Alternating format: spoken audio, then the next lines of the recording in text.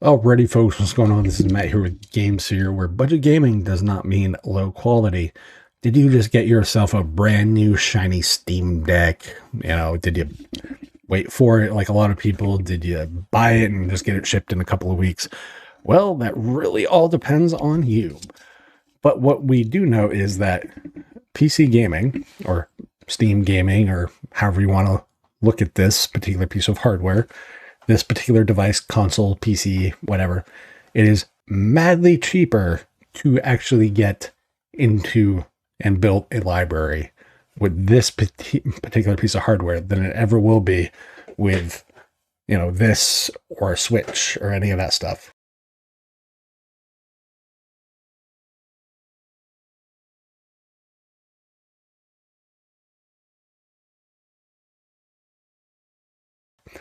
Because you can get games madly cheap and quality games. I want to emphasize this. This is about quality games. So in my case, this is my actual Steam account on my own Steam Deck, just so people understand that I'm not blowing smoke. I have 941 games.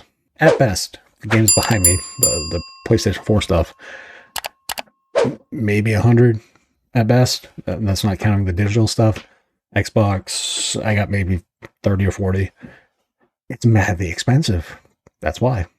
So the fact that these I can get for stupid cheap, but I wanted to do a challenge, not just free, because free it requires digging and research and all that stuff. There's basically 4 places to go where you can build a Steam collection of games for cheap. And exactly where that is, I'm going to show you where. And I gave myself a budget of like 20 bucks just to see how many games of quality titles that I could buy. And ironically, it's a lot more than you'd think, especially if you're coming from the console end of the spectrum. We'll use this as an example of what I mean. This is a particular game, Disciples Liberation. This is the standard edition. Is available on Xbox, PS5, etc. I have it on Series X. I didn't pay for it. That was a review code. But to give you an example, it is like $2.68 on here. And this is a deck verified title. However, minimum, at the lowest, I've seen it maybe 15 on any of the digital stores that are on console.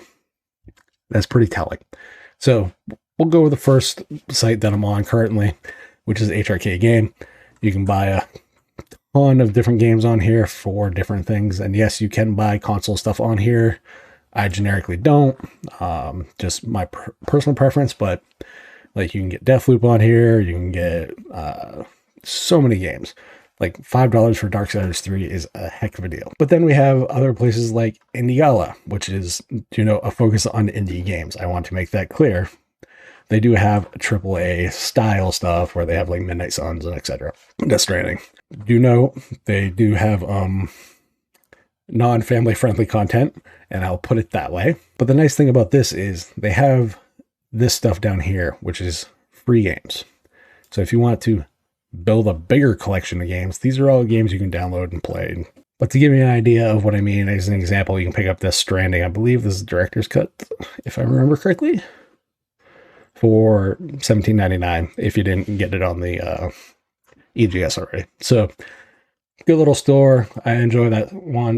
They do sell bundles with a focus on obviously indie stuff. Humble Bundle, which is also probably the most known store because this is the one that kind of started it all. But we're not going to go with the games. We're going to go with the bundles and go from here. So the thing with these guys is they have the Humble Choice, which gives you like 6 to 8 games every month to choose from, to which ones you want to add to your collection. It's about 12 to 15 bucks if I remember the actual cost. So it's not horrible. Honestly, the only reason I'm a member is because when games go on sale on here, you get the discount for the normal games, and then you get another discount for being a Humble Bundle subscriber. That's the only reason I'm on here. But like this month, you can get games like Doom Eternal, Tribes, and Midgard, and a few others. So pick your poison, whatever you want. They do kind of give you different levels. You can generically pay what you want. This is very much a tiered list. So if you only want 4 games, you got to pay at least 15 bucks. 6 games, you got to pay at least 20. 7 games, pretty self-explanatory there. As far as their bundles, they really haven't been there hasn't been a lot of bundle stuff that I've really enjoyed from them in a long time. Wadget Eye. So, these are like old school-ish design games. So if you like them, cool. If you don't, but you can get 14 games for $10. So cool, awesome if you want to go that route, but not my style of games personally. The last site that I like to use quite frequently, and that is Fanatical. These guys used to be known as Bundle Stars. They do what they call star deals, which currently the current star deal is Elix for $6, which if you get a chance, go ahead and grab that. Actually a fun game. Go back to the main portion here. Like Humble Bundle, these guys have bundles that they sell, books, software, all that stuff. Game bundles. You can get, what they usually do is these mystery star bundles and get 10 codes. It's usually about $1-ish a piece, give or take. I'm not a fan because I kind of like to know what I'm getting, generically speaking. You have Black, Street of Rogue. Hellpoint's a fun game. So it's like, so $7.59 is like six games. It's like $1.20 a game. Play as you go. These are Steam Deck verified games, and this is where I probably will buy. This is where I bought games. So out of the 20, I've already bought all the games that I could have for $20. Now I didn't include things like tax and all that jazz. I was just looking at straight price.